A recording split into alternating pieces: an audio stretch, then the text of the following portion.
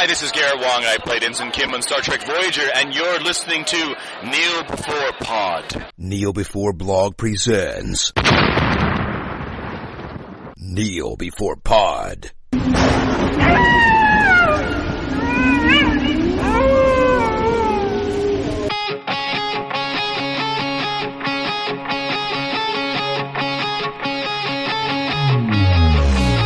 Hi, and welcome to another edition of Kneel Before Pod. You may have noticed that I'm not your usual host. That's right, it's me, Angus, from Kneel Before Blog. As it's the spookiest season of all, Craig has given me the keys to the Nostromo as we fire up our special Halloween discussion of Ridley Scott's 1979 classic Alien. Let's get to it. It looks like we've only got a bit of a skeleton crew with us today. I can only see two, maybe a cat somewhere in the background as well, wherever Jonesy's at just now.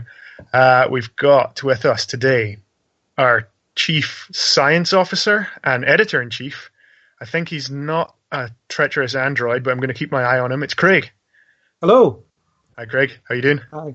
I'm good. How are you? Very well, thanks. Quick question about cryosleep. Is blindness normal? Yeah, that'll fade with time. I hope so. Just got I can't see the agenda. Oh. And that other voice you can hear, I think she's just waking up, coming out of her pod now. It's our Chief Skeptic Officer. It's Natalie. Hello. Hello. How are you doing? Oh, I love that. That's my little job title. So cute. Well, you've got to live up to it now. Okay. Okay, today we're here to discuss Ridley Scott's 1979 classic sci-fi horror. 1979. Alien. 1979. Yeah. Oh my gosh. Wow. So, Alien, guys. Yes. What do you think? I like Alien, yes. I've always liked Alien. I know, it's difficult to think of a time when Alien wasn't part of my life and probably part of your lives as well. I am... Now, this is good because the first time I ever actually watched Alien all the way through was with both of you. There you go. It's very fitting. Oh. Weird, eh? I thought I'd cameo in Edinburgh. Yeah, like I thought it was one of those things where I was convinced I'd seen it many times because it's so giant, like a movie. Yeah. Especially when you work in the cinema for a long time, it's expected that you've seen certain movies, and this is one of them. But I guess it's because I've seen the Alien after this one. Aliens. Turns out I've seen that one a lot. Like a lot. I grew up watching that as a child. That was my childhood. Probably too young. Yeah. So it's I definitely have vague memories of watching this when I was too young to watch it. Yeah, me too. Yeah, that's what I mean. It feels like it's just been there and there's images from it. It's so iconic. Yeah, it's because it's older than all It's of been us. parodied in pop culture so much that it's almost difficult to kind of see it as its own, to imagine it as it would have been standalone movie before all the sequels, before all the prequels, spin-offs and things, just to think of it as its own entity. Are we going to do any spoiler alerts for this? For a 37-year-old movie? Yeah. Yeah, spoiler alert from now. Danger. The emergency destruct system is now activated. So we are watching Alien currently in the background, and when it first starts and everyone's waking up and then you see Sigourney Weaver, then you're like, whoa, everyone else is going to die. and knowing that it's just going to be her. Well, you know that like, huh? you know that now. I know that because I've seen Aliens so many times, and I know that she's in it. Well, of course, but think about it back in the day when... Yeah, but I can't think of it. This was back like in her the day. first major role, and she would not have appeared as being the sort of protagonist. You're almost kind of fooled into thinking that one of the male leads is kind of your protagonist. I'm not though, because maybe other people, they've seen Aliens first, and they know that it's her. Okay. So for me, watching it, I'm just like, I've never had that.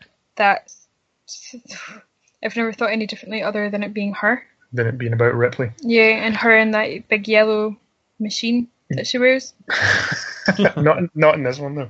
Well, yeah, that's the other one, but that's when I think of her in that suit. Right, but in terms of this being a sci-fi movie, it's not, it doesn't have all the bells and whistles. There's no space battles. There's no federation of planets. There's a space battle. Linking it all together. This is a very kind of stripped down. It's all about, close contact. It's an alien space battle.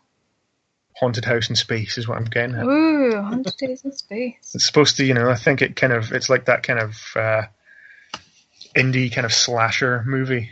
What? You view Alien as an indie movie? Yeah, it's got a really kind of stripped back sensibility. I don't think that makes it indie. I think it makes it space chic. Craig, what do you think?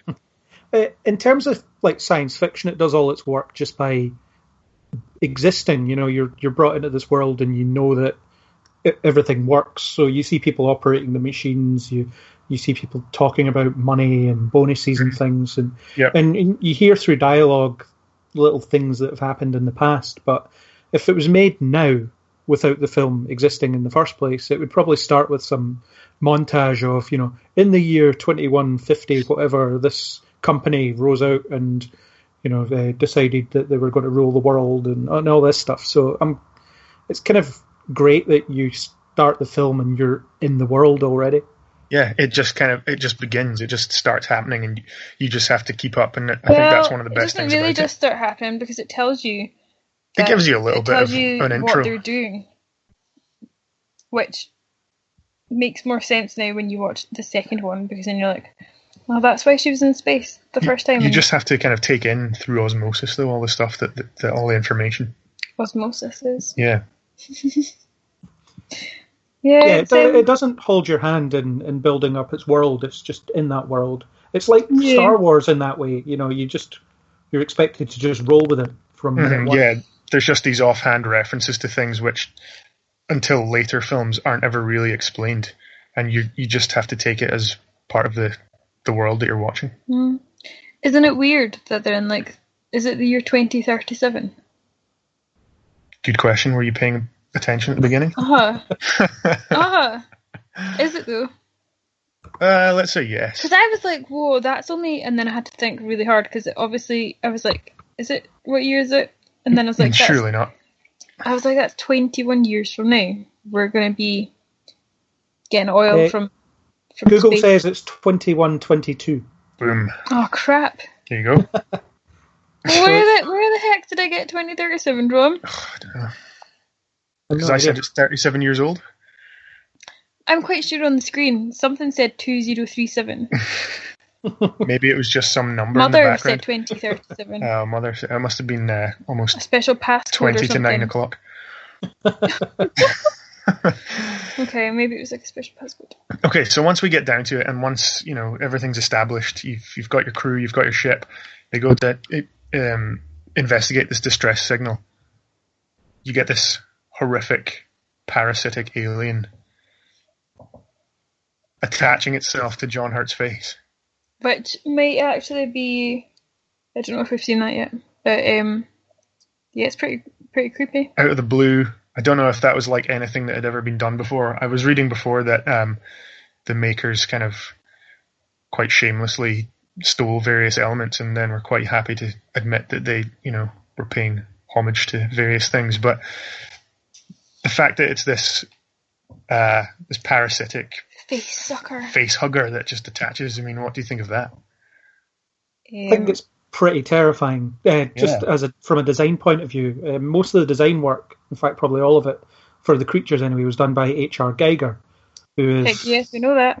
Yeah, who's quite obsessed with sexual imagery. Clearly. Yeah, have you seen all his penises? There's loads. All of them. Maybe not all of them. Giant paintings of lots of dicks. He was a strange man. Yeah. But he knows how to make something that'll terrify the viewer. And the thing about the face hugger is it does look completely alien. It's just not like anything we know on Earth. I know, it's horrific. And I think you were right with this kind of sexual imagery, because it kind of gets to the sort of heart of what humans find horrific, is this kind of very invasive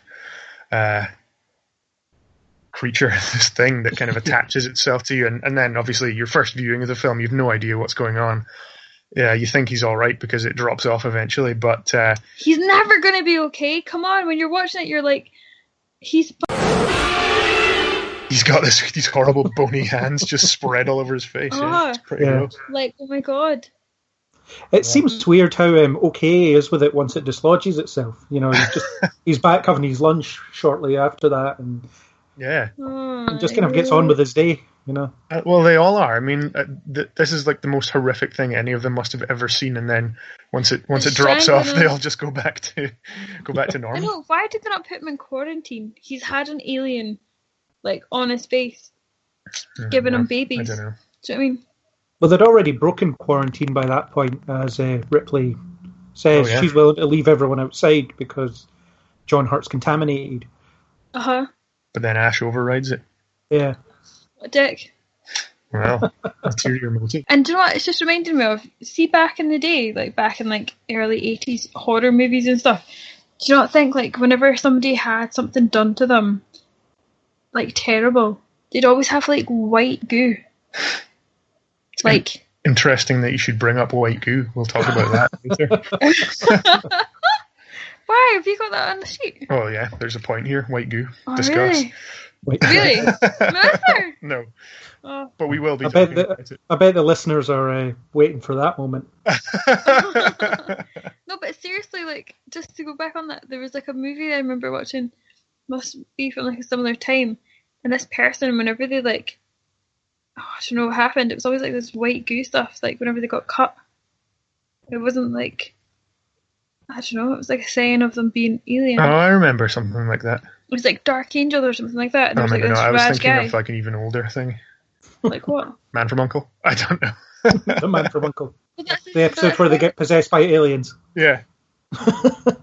No, but maybe it's because it's like actually just really widely used. It's interesting that you should bring up kind of 80s horror movies though, because what eventually happens is horrific adult alien ends up stalking them around dark corridors in the spaceship. So there's no, there's no pulse rifles, there's no blasters or anything going on here. They're basically just being picked off one by one. Yeah, and they're miners, so all they have is their mining gear around, and it's not exactly state of the art. Mm-hmm. Well, nothing is on their ship.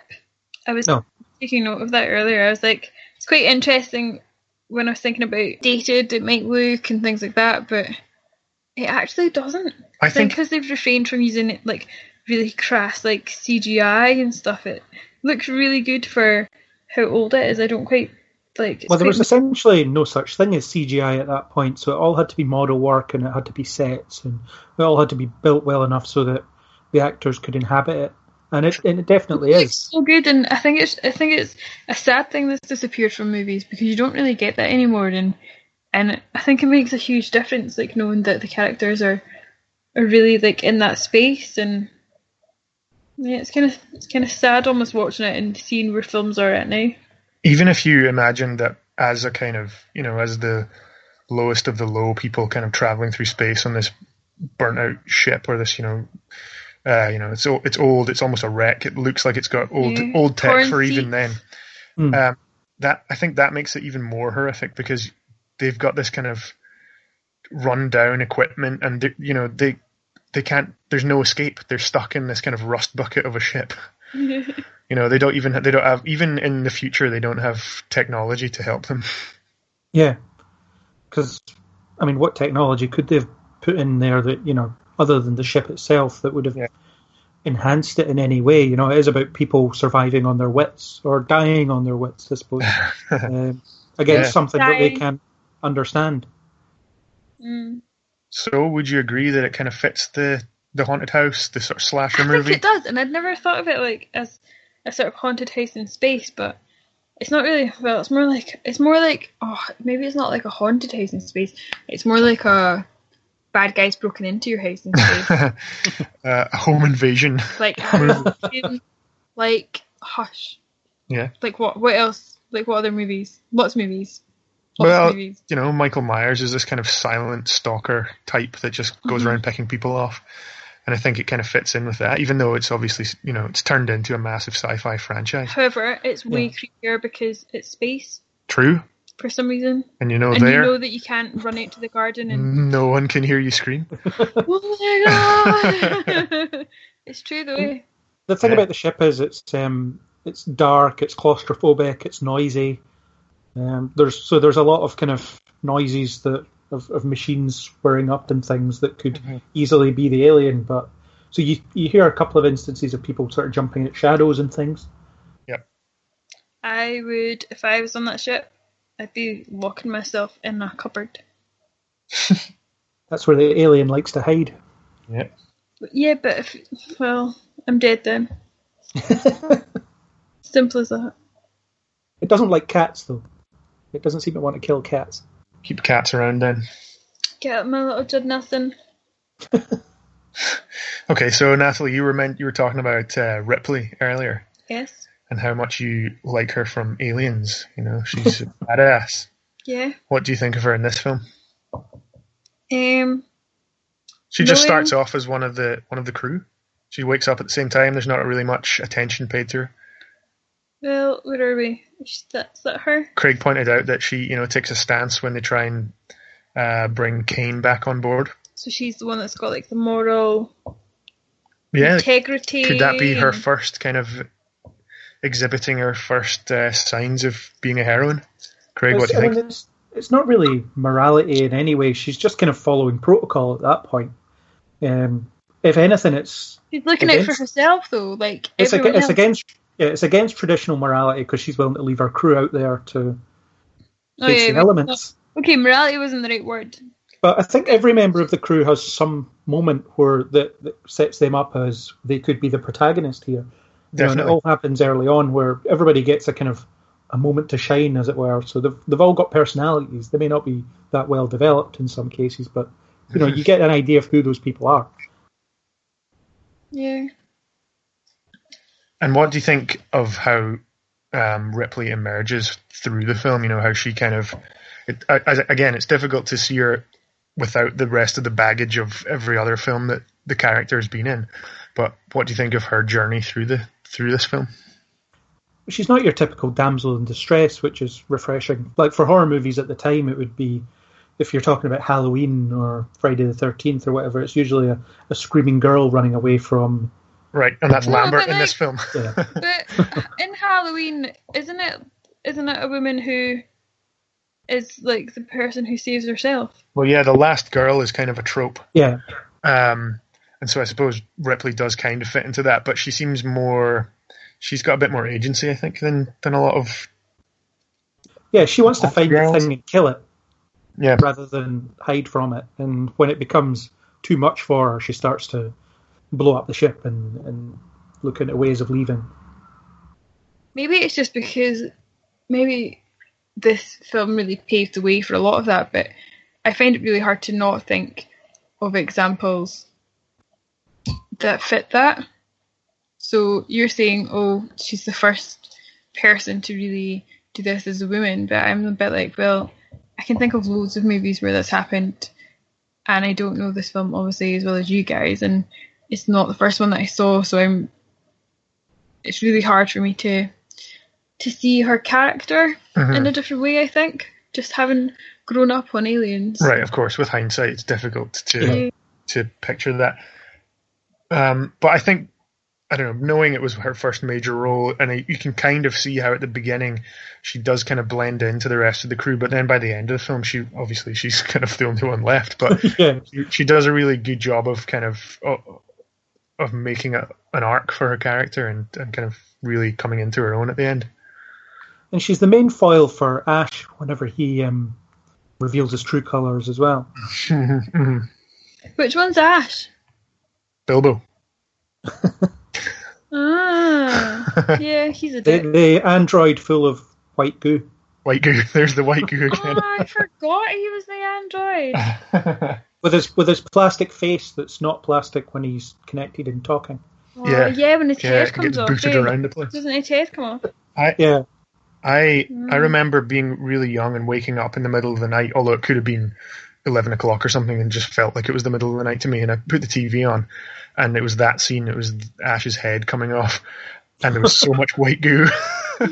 And that was like one of the most horrific things I'd seen at the time, because there's this decapitated head, and he's just got stuff spurting from everywhere, and the sort of weird modulation that they do to his voice.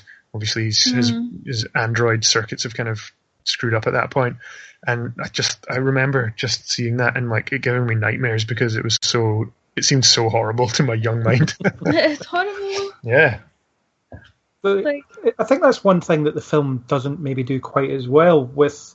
It introduces androids about halfway through, and before that point, you don't have much of an idea of how anything works in this universe. But then you've suddenly got this android turning up, and it's an awful lot of kind of story exposition about, oh yeah, he's a plant by the company, and androids are not to be trusted, or are they unstable? Who knows? I mean, you don't really have much context for it. Is this normal behavior?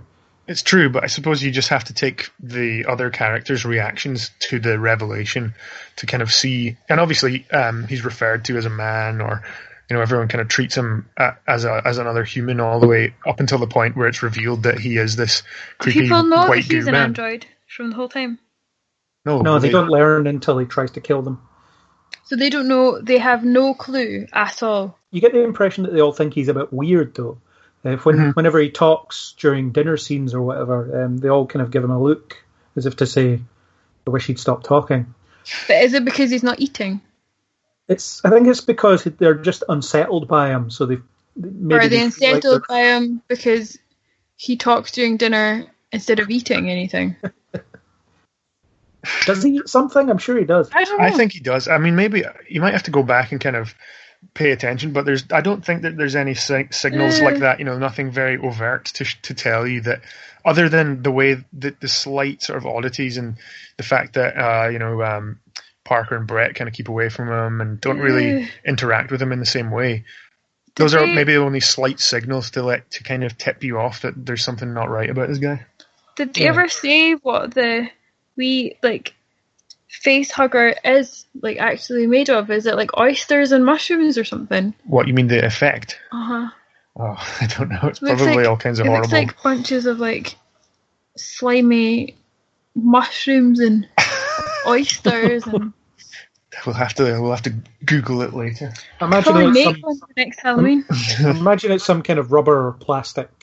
It looks real, but there's a lot of goo in there. We're back to goo again, but there's lots of horrible goo. It's quite fleshy. Doesn't look like, your standard rubber latex crap. Well, yes, I mean, it's a good effect, and it's a very good practical effect, and clearly it did its job because people are still talking about it nearly 40 years later. Yeah. Don't round up.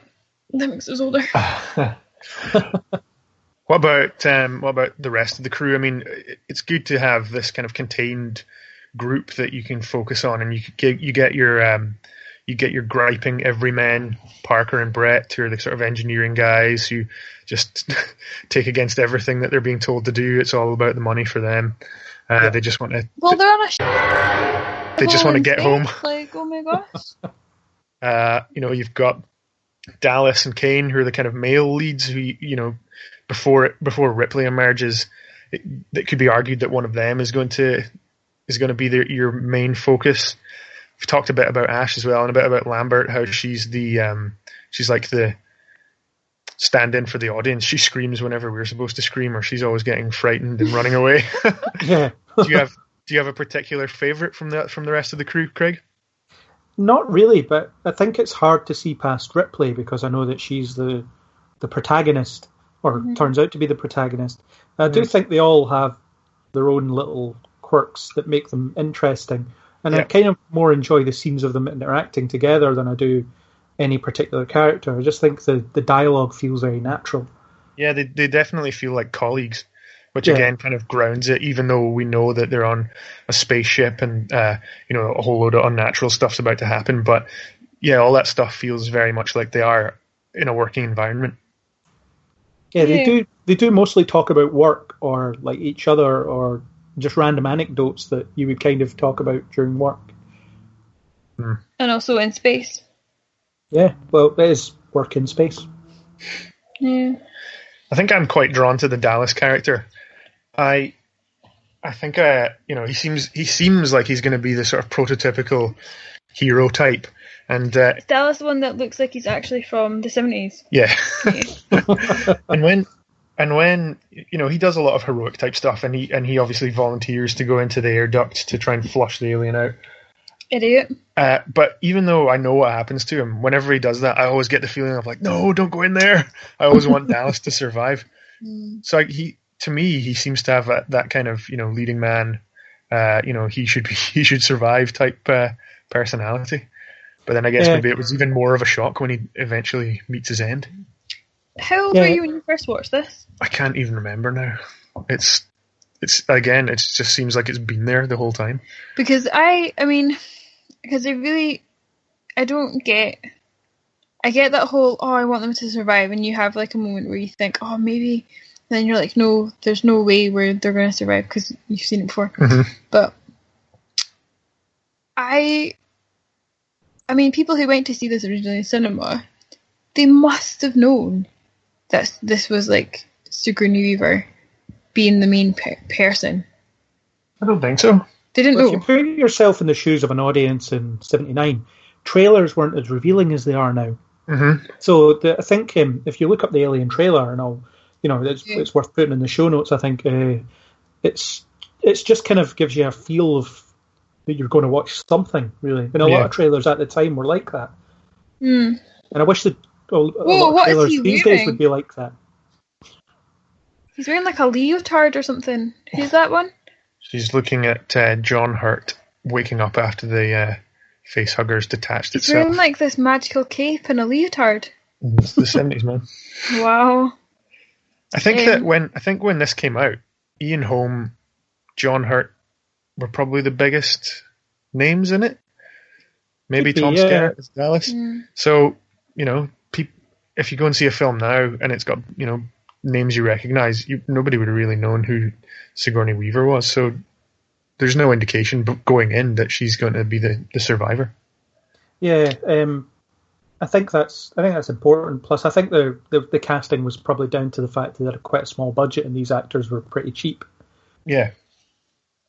And that can make or break a film sometimes. So you've got this group of people that they're all very good actors, but they were probably the only people they could afford at the time.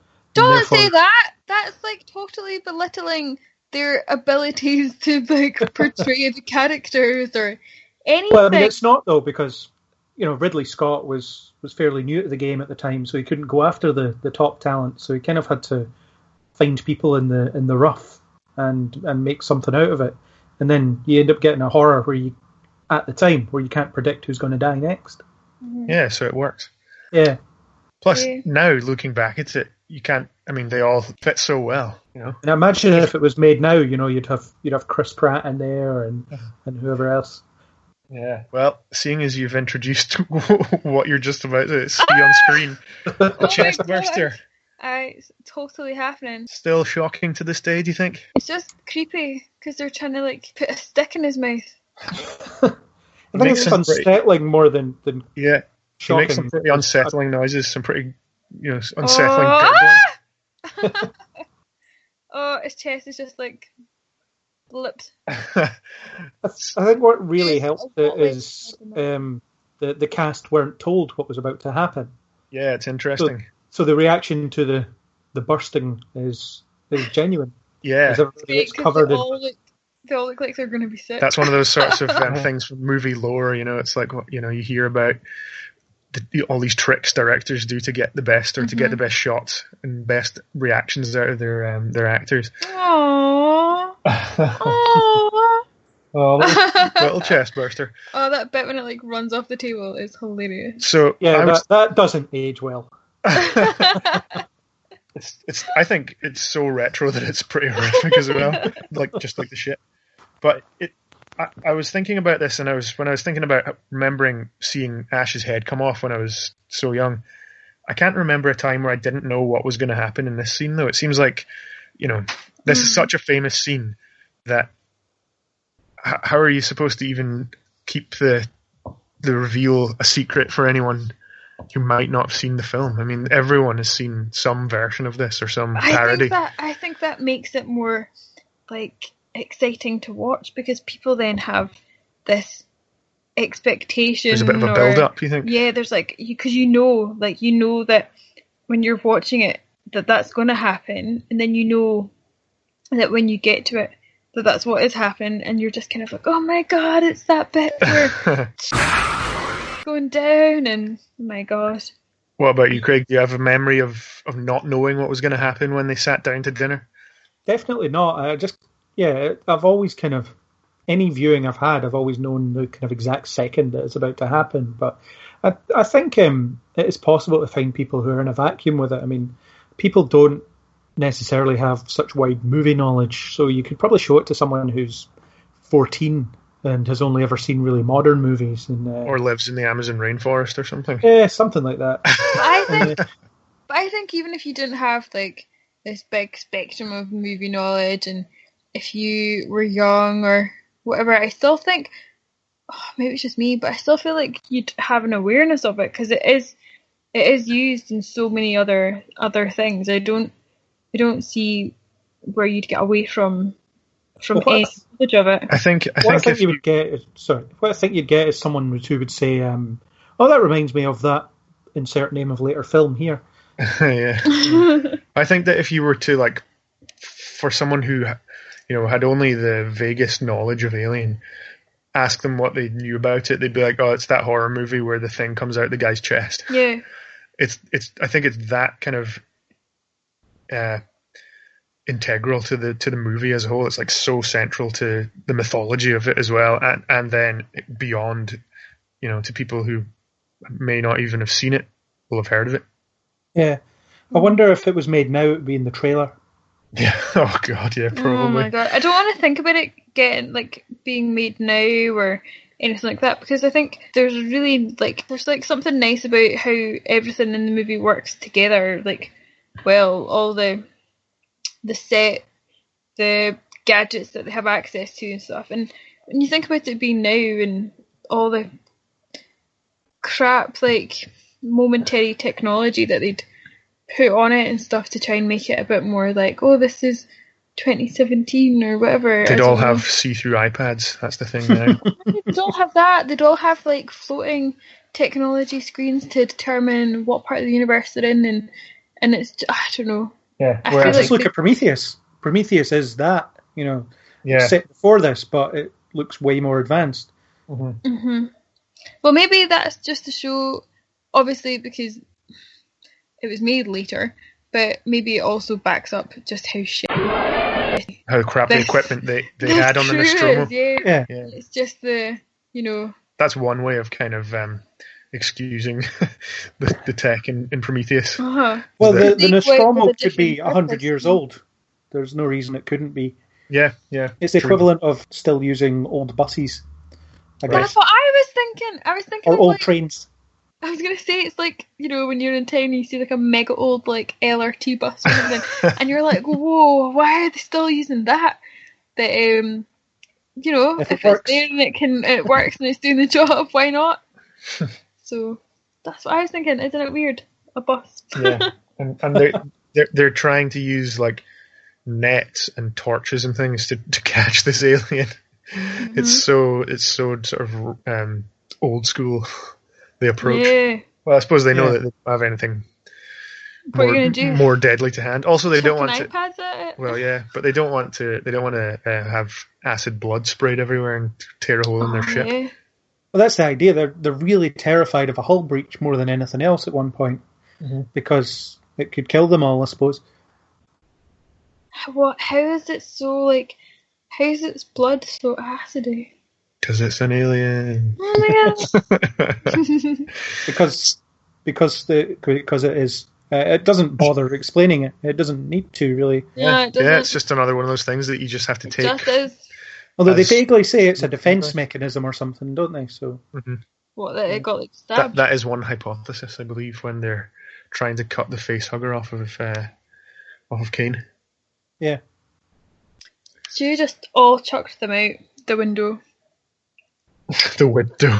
I always remember the Alien Trilogy video game on the PlayStation, and you had to step around dead aliens or dead facehuggers because their blood was acidic, and it would.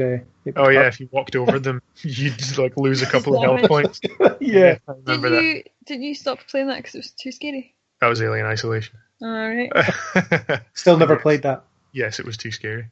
Well, Gus couldn't play it on his own because the cat would freak him out. Oh man, I was playing it, and the cat was like scampering around in the dark behind the sofa. And it is that's like the most interactive horror game you could ever play, is having a tiny little potential face hugger just skittering about on the floor behind you. Who needs VR? Yeah. Exactly. I know. Screw your Oculus Rift. Right, where are we now? Just quickly going back to the chestburster scene, do you think it belongs in the pantheon of all-time great cinematic scenes? Oh, absolutely. Ridley Scott couldn't even top it himself when he did Prometheus, and he tried with something much bigger. That whole pregnancy, the alien kind of cesarean. Yeah, that was weird.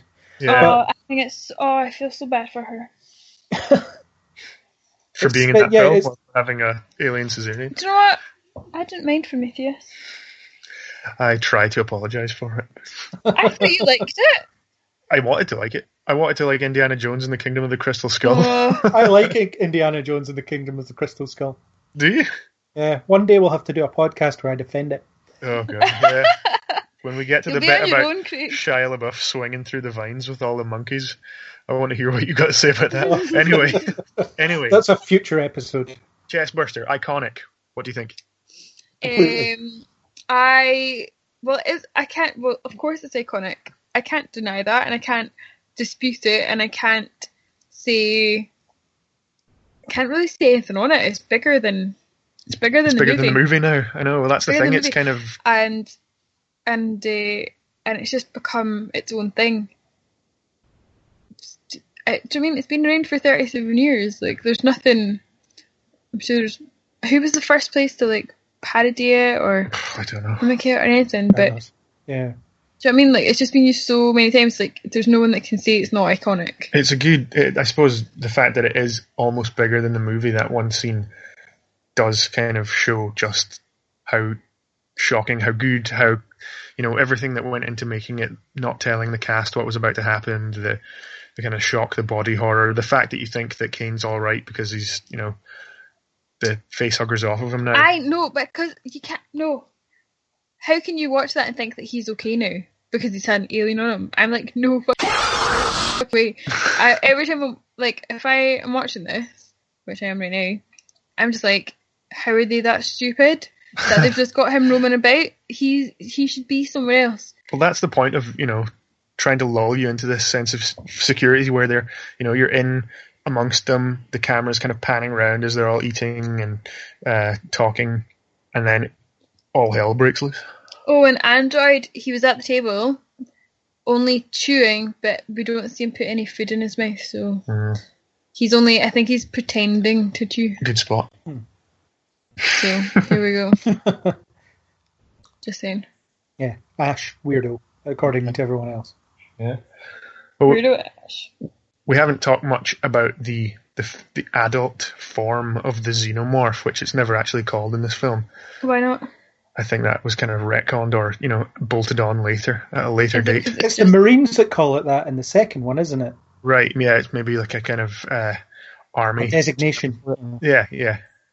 A military designation. But in this, it's just, they keep calling it things like that thing or, I don't know, something else. But they don't really name it. Well, that's the thing. You never really see it, and that's the point, because the budget, the costume, it's just a guy that they found that was tall and had abnormally long arms and legs that they thought would fit into this weird, strange outfit. Really? Yeah. That's me. It doesn't. Yeah, it doesn't look great now. I mean, the design is terrifying if you look at a picture of it, but the suit's a bit corny, and there's some bits where it's where it has the second mouth, where it's clearly they're pushing a bit of plastic through the mouth hole. Right. You're ruining it. I don't remember what it looks like. In the cold light of day, the movie. It's not scary, but it just speaks to how well it's shot and lit and performed by the actors that are reacting to it. Yeah. It's weird. The design as well, of course, just goes to make one of the most iconic movie monsters. It looks like a dolphin. Oh, look at Jonesy. Oh, something really scared that cat. And it has a minimalist approach to the way that they encounter it as well. So you've got getting picked up, from an unseen thing above them, and Yep. and all this, or you see little parts of it, dimly lit areas and things. So you don't really get that many money shots of it, because the money shots are probably the worst part. Yeah. Well, there was one just on the screen, and that's that one where you're talking about that face with the wee face inside it, but it didn't look that bad to me. I think that's another one of these images that just kind of lives with me from before I'd even seen the film. I'd seen images and probably computer games of the alien mouth and the mouth that comes out. And I think the fact that it seemed so impractical to me, but that made it seem more horrific, because you're like, what the hell is that? Why does it have another mouth? That could well be based on some, insect or whatever that's got some sort of weird kangaroo proboscis type thing. But kangaroo. I can remember seeing images of that alien before I had ever seen the film, and that even just pictures of that would scare me, because I used to think that is terrifying. I'm sure I had a toy of it before I ever saw the film. Plush alien. What, as a child? It was like an action figure. He used to fight Spider-Man, because I didn't know what it was. Right. Oh, It's just that's not Alien, isn't that? I think Craig's talking about like in his bedroom with his action figures. Oh, Yeah. sorry. It could take on, Spider-Man and Batman could team up to fight this thing, whatever Gross it was. thing. Yeah. Along with the Terminator, because, I made my own fun. Because why not? Because why not? Action figures. I wish it wasn't weird to play with them now. So It isn't weird. You can do whatever you want. It's your life, and if you've still got your action figures, why not? I do, but they're all in boxes, because, I'm one of those collectors. No! I think you need to enjoy them for what they are. Not have them as a commodity for trying to make money. Oh no, I just have them for display purposes. They're probably not worth anything. A lot of them I picked up for pennies in car boot sales. Bargain. Yeah. Right. But that's besides the point. So yeah, the alien. I think I was playing with toys of it before I ever watched the film. 23rd. Oh. Well, there's your number. But yeah, so I think that the whole life cycle of the alien now has been kind of picked apart and, analysed through all subsequent movies. But that was another thing that made it so horrific, was that, it has these different stages. You don't know what's coming next. They find the egg, the face hugger, the chest burster. They're all just horrible. They're inhabiting human hosts, gestating inside them. And then it all results in this like uber horror thing that just kind of lurks in the shadows, picking them all off. And yeah, you mentioned H.R. Giger and his designs for them. Yeah, and it grows to 7 feet tall in the space of a short space. Right, yeah. Without ever eating anything. Or Yeah, and that's another thing. That's another thing about, unexplained. Yeah, they find kind of its shed skin a bit like a snake or whatever, but I think that is another thing that adds to the horror of it, is that there's no explanation for it. It's happening. It just happened. It's now in its, potentially in its adult phase. We don't know at this time in the film. It's just in another horrific incarnation of like an ultimate killing machine. So I was just thinking about the wee one when it's like a wee baby one. Do you think it looks like a trilobite? Maybe it's based kind of on some sort of weird fossil. Well, those still exist though. But also the alien itself as an adult form. I was thinking about the animals. It looks like a dolphin, a crocodile, and a kangaroo. With a phallus for a head. A dripping phallus. No, it's like a dolphin head. Right, yeah. It looks like it's got a dolphin head.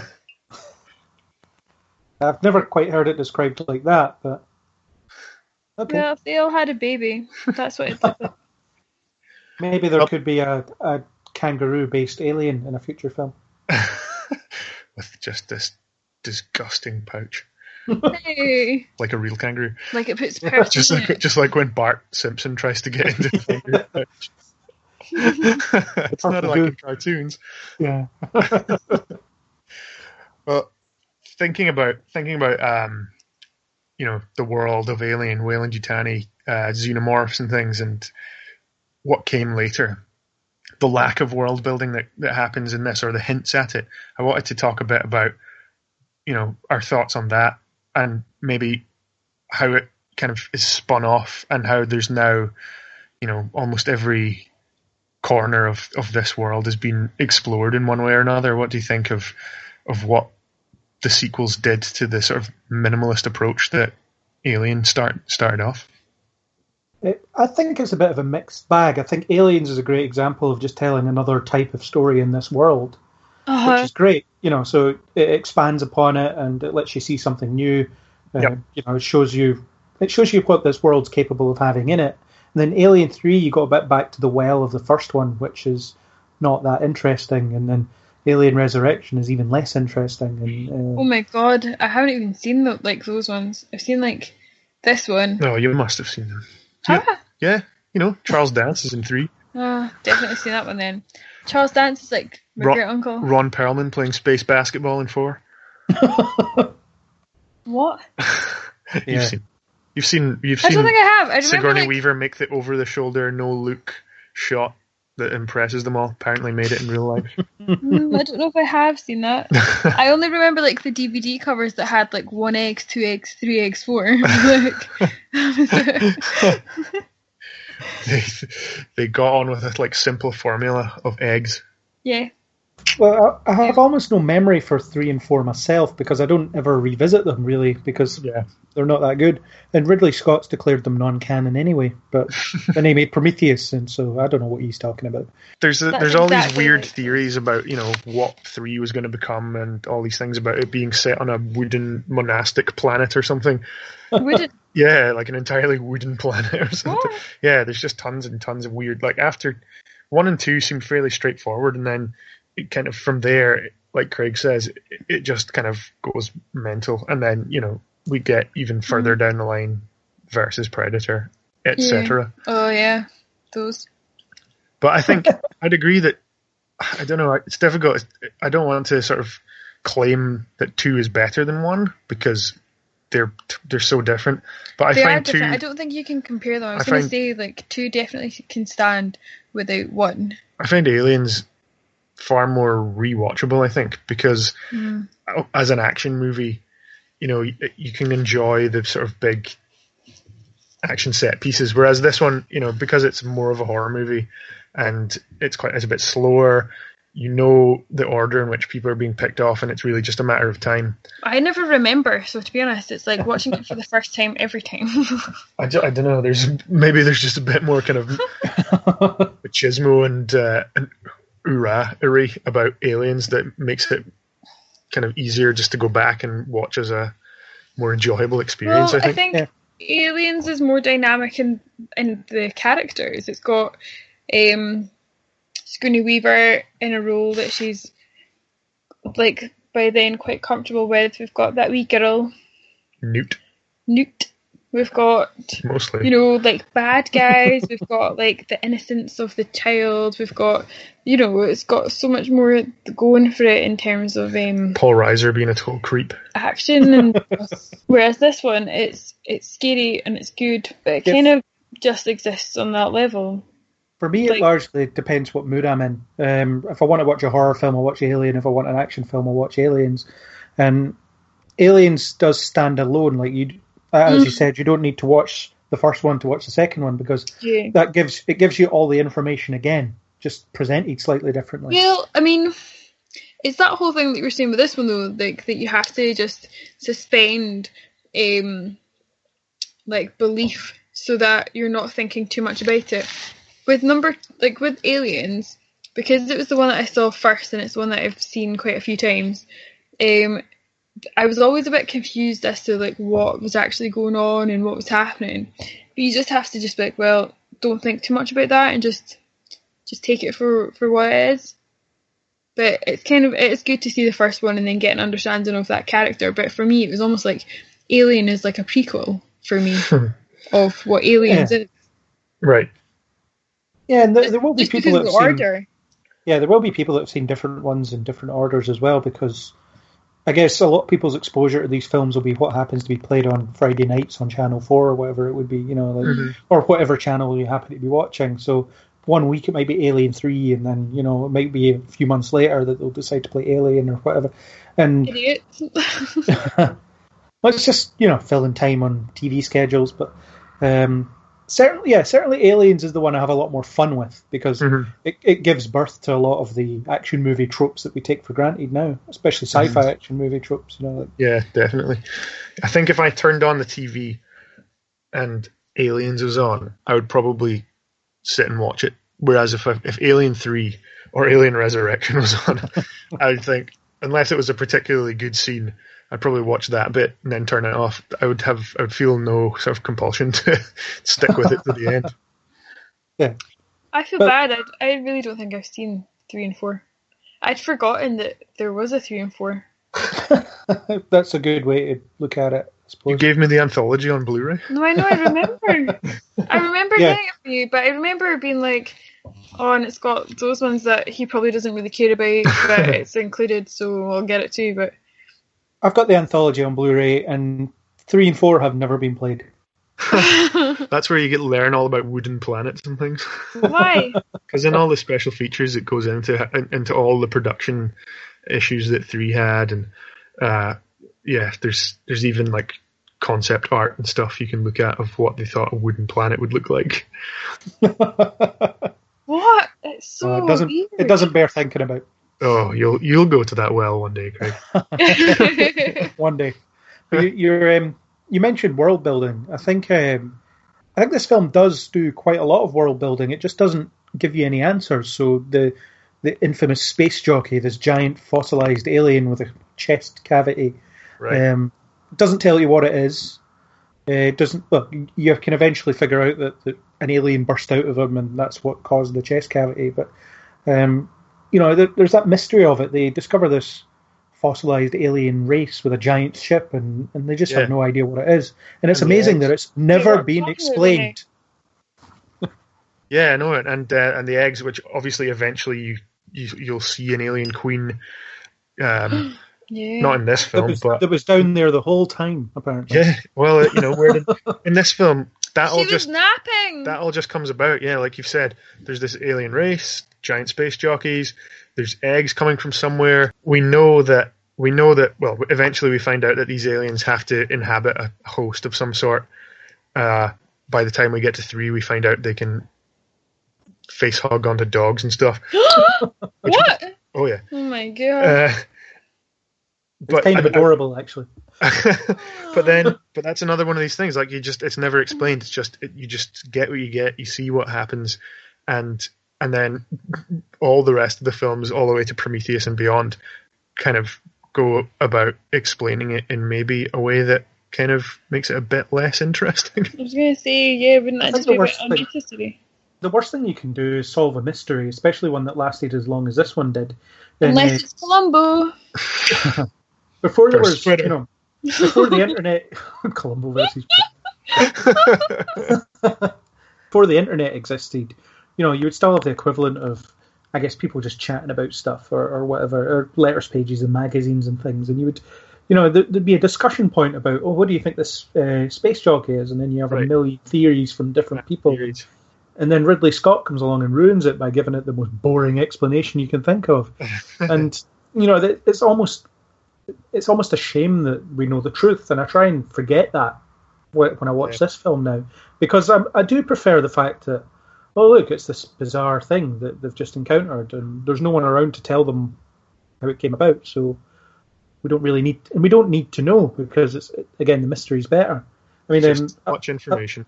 I liken it to in Star Trek, where the Klingons have ridges in The Next Generation, don't in the original series, because makeup's better by the time they go to The Next Generation, or the films. And there's one episode where Worf gets asked about it, and he says, "We don't discuss it with outsiders." And it's like, that's it. That there's an explanation. I don't need to hear it, because I'm much happier thinking about it, talking to people about it. Right. I suppose that's an example of a good way of addressing an issue like that. Instead of feeling like you have to explain absolutely everything about a mysterious aspect of a film or TV show. Yeah. And I can't imagine how after 35 years or whenever Prometheus came out, Ridley Scott thought his answer would be the definitive one that everyone would accept or Damon Lindelof, I guess, who wrote the damn thing. But who does he think he is for solving this mystery with, Right. And I guess, but all it's going to be is his theory, isn't it? I mean, he would have grown up watching the film or whatever, so it's all going to be what he thinks. It's a bit like who wants to see Anakin Skywalker as a child? Yeah, it just becomes fan fiction at that point, with a budget, but fan fiction nonetheless. Mm-hmm. Hey, I liked him as a child. Oh, There's always one. You're what's wrong with Star Wars. Yeah. But yeah, just leave me with my ignorance. I don't care what the space jockey is or where he comes from or anything like that. I'm happy to know that he's out there and was out there however many millions of years ago. Right, so you're against building better worlds. I'm against solving mysteries that don't need to be solved. I love the aesthetic in this film. You've got blinking lights everywhere, which is just very 70s sci-fi. I love all the blinking lights. Flipping switches and sort of very chunky, clunky looking technology. It's like in that room that he goes to talk to Mother. That's like Big Brother, isn't it? It's like Mother's chamber. Yeah, it's brilliant. Like Big Brother room with all the lights and it is great how you can just put lights on a wall and suddenly it's sci-fi.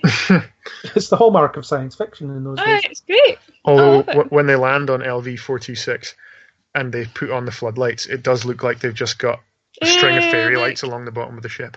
Do you think that the sequels, followed up many of the established tropes of this film? What do you mean by a trope? Well, for example, almost every alien that gets killed at the end of an Alien movie is like blasted out of some sort of airlock. Yeah. There's always a devious android. Is it a bit formulaic? Are the sequels a bit formulaic? Although the sequel subverts that, doesn't it? Because the android's ultimately okay. The hell yeah. It's I just suppose you don't trust him. If you're coming out of this film, then you're automatically with Ripley and not trusting the android because of what you saw last time. But the fact that Bishop is fine throughout. He has to win her around. Yeah, it does subvert that. I mean, like, I don't remember 3 or 4 what they did with androids. I do remember Fassbender's David, was it? In the that makes it sound like it's a sculpture of his image. Fassbender's David, but yeah, I remember he was along the ash mold, wasn't he? Yeah, he was back to the kind of original scheming, or programmed to do whatever it takes, even if human lives are expendable. Yeah, there's one thing that Aliens does that doesn't quite add up for me ever is, and it's the same with anything where you have a single unkillable thing. It's it's impossible to defeat. It's overwhelming. And suddenly in Aliens, they were mowing down lots of them. Yep. All it takes is a couple of automated turrets. Yeah. And a lot of ammo.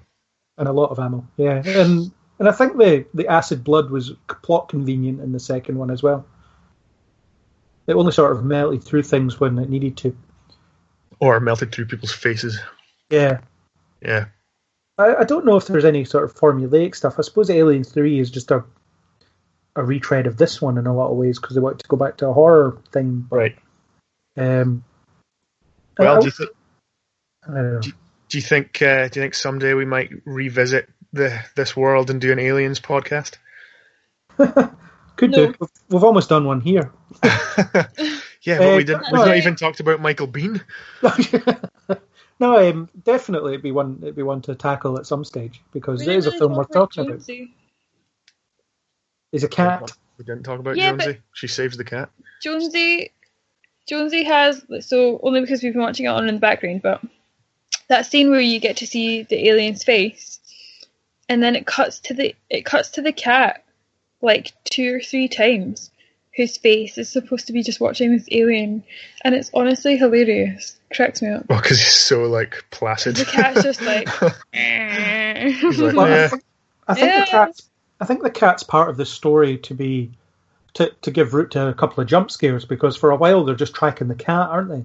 Yeah, that's right. I don't know if it's just there for that. I think it's because that's like a familiar, that is like, having a cat is like your familiar, homely type thing. It stops it from just being like a standard building type thing, or like a general... Is it ever explained who the cat belongs to? No, but maybe he's like person. Maybe he's like an old-fashioned seafaring cat, the ship's cat. He's just there to get rid of pests as long as they're not 7 feet tall. Also, whose cryotube does it sleep in, or does it have its own? I think it must have its own. Its own and I was thinking this, somebody must have gone to to wake the cat up. But I think, and it was stumbling around cryo blind. In Alien, is does it not sleep with her, or is that a different cat? At the end of this one, does she not kind of curl up with it?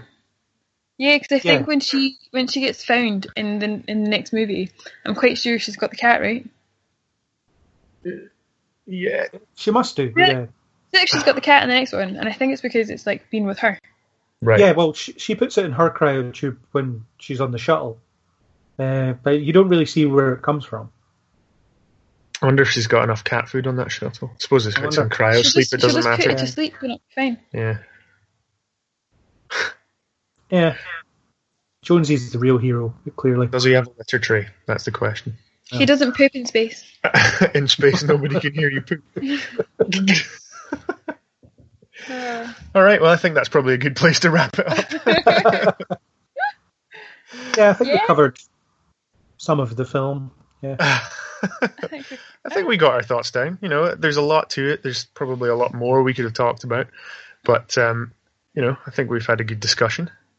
Yeah, and it is one of those films that I do keep coming back to, and it's... it doesn't really scare me anymore. No. I think that ship has sailed, but part of me notices how corny it looks in some places. Right. I suppose if you've seen it so many times, you're just able to look out for all these things in the background, or I rewatched it at the weekend, and one thing that kind of stuck out at me on this viewing is horror films sort of teach you the geography of the place you're in. But I never get the impression that I know my way around the Nostromo. No. Yeah, but it's pretty giant, though. It does remain a mystery, I suppose, by the end of it. Yeah, but I never get a sense of how big it is, other than the external shots you get. And it's supposed to be huge, of course, but a lot of it is the fuel tanks, isn't it? The stuff they're hauling. Yeah. But inside, it's difficult to figure out how big it is, because sometimes it's quite cavernous, and other times it's really claustrophobic. Yep, it is what it needs to be, I suppose. Yeah. I wonder if there's internal schematics being drawn up. I suppose if a model was built, you'd have to have some idea of where everything is. Yeah, I'm sure there are somewhere. Maybe people have done it retroactively. Yeah. This is a good early nerd film, certainly. Indeed. Natalie, do you have any final thoughts? That I definitely prefer Aliens 2. Aliens 2. I mean, Aliens. Sorry, Alien 3. No. I'm tempted to watch now, the third and the fourth one, just because I just don't have any recollection at all of them, and I don't think I've seen them. For good reason. But, I think it's quite, having this on in the background while we're talking about it, it's quite good, because I'm not as familiar with it as I thought I was. And I wonder if that's true for many other people. It's just we do know all the references, and we get all the sort of imagery from other things that we maybe feel far more familiar with the movie than we really are. I definitely feel that, and it's not old to me when I'm watching it, because I don't really remember all of it. I think it firmly cements itself in the time it was made. Mm-hmm.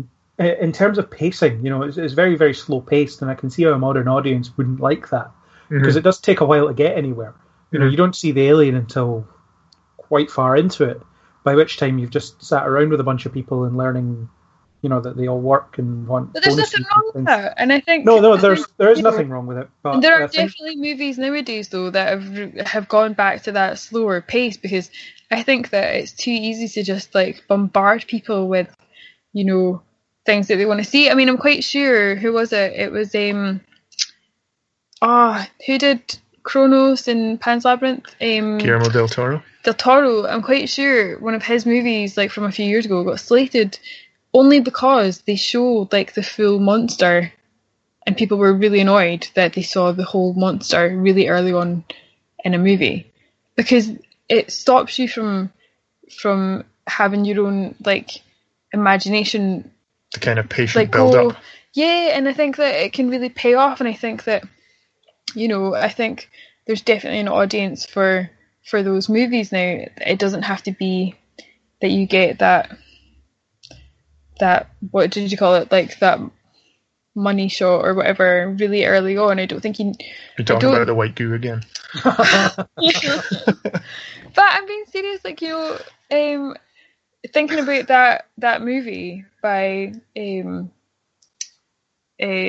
Toro, I'm just a bit like, you don't need to see the whole bad thing, you don't need to be privy to what it looks like and all this kind of stuff. I think that having your imagination work for it, like in the Babadook, you don't see, I mean, do you not see, you see that all fully, but that is still quite scary, but it's kind of, it's more about your imagination. Good. Yeah, it's about the horror in your own head. Yeah, you working for the movie than the movie just showing you everything straight up. I think that you need to have that slower pace and that anticipation to really get a proper enjoyment from a movie. Yeah, I think the pacing works in its favour, and but I can see why a modern audience with modern sensibilities would be a bit turned off by the prospect of it just, you know, taking its time to go where it needs to go. And I have heard of people that have never seen it before who just, you know, were a bit bored by it before it really started. But I can see why. It's just, I think I benefited from the fact that I saw it long ago and I have fond memories of it. But I don't know how much longevity it has for new audiences. I think it's... Well, but what about me? Because the first time that I saw it was with you guys last year. Yeah, but you've already said that you like slower paced things anyway. There's people that don't. Right, but I'm a modern audience. If you grow up in a diet of fast and furious things, you know, and then you go and watch I'm this. not ruling anything out. I enjoy movies from like from anywhere. So, but you can't say like a modern audience won't have the patience for it. That's not fair. Well, I have come across quite a few people that haven't had the patience to watch this one, even Aliens as well, because Aliens isn't paced like a normal action movie of today. What, a flamethrower strapped to pulse rifle with grenade launcher? Yeah, but it's the how long it takes you to get to the and Michael Biehn. Michael Biehn, because everyone loves that guy. Well, I agree with you guys. I as I've said, you know, at various points throughout our chat, it's difficult for me to think of a time where I didn't know this movie kind of inside out, and it wasn't the imagery of it wasn't part of my life. I definitely enjoy Aliens as well, as I said, aforementioned flamethrower, pulse rifle, grenade launcher, and the action stuff, the bean stuff. But it all started here, you know. This is where it all kind of began, and without horrific parasitic aliens bursting out of John Hurt and Sigourney Weaver kind of running from the whatever might be in the shadows of the Nostromo, we wouldn't have had Aliens and then what came after. But still, it was good. It was good. We also probably wouldn't have had a lot of sci-fi that we know today. Yep. I mean, I remember I watched Aliens for the first time with a friend who had never seen it a few years ago, and they were a big Halo fan, and they were starting to see all the things that Halo stole from Aliens while watching it. And I mean, I can't think of anything modern, I suppose, that borrows heavily from Alien, other than the whole general atmosphere of it and things like that. I mean, I think it's more of a conceptual inspiration rather than you can draw any direct inspiration as such. But it did breed like two legitimate icons of the sci-fi genre. Ripley and the Xenomorph are just recognizable hero and villain up there with any from almost any genre. I'd say they're that recognizable. Yeah, definitely, and it's interesting that Sigourney Weaver has expressed no interest in playing Ripley again, at least not as far as I know. But I'm surprised they haven't tried to go back to that now that all this stuff is happening. Yeah. Maybe she just went to that well a couple too many times. Yeah, well, I think after they resurrected her in the fourth one, the ship had sailed there. Which was, by the way, written by Joss Whedon. Ah, yeah. Yeah. Yeah. What did that guy go on to do? Yeah, I mean, what happened to him? All right, I think that about wraps it up. Thank you guys for joining me. You're welcome. On our journey around out of the chest of Alien. With the white goo everywhere. Many mentions of white goo, whatever you want to believe that to mean. I'll just pop you back in your cryotubes. Jonesy, where's Jonesy? In you go. Oh. All right. Thanks. And we'll see you next time. And goodbye. Goodbye. Bye. So that was our discussion of Ridley Scott's Alien. There's probably plenty more to be said, so maybe someday we'll get a sequel, or 7. Thanks for tuning in to this Halloween edition of Kneel Before Pod, and a big thanks to Skylar Khan for providing the music. Remember, you can find us on iTunes or wherever good podcasts are sold.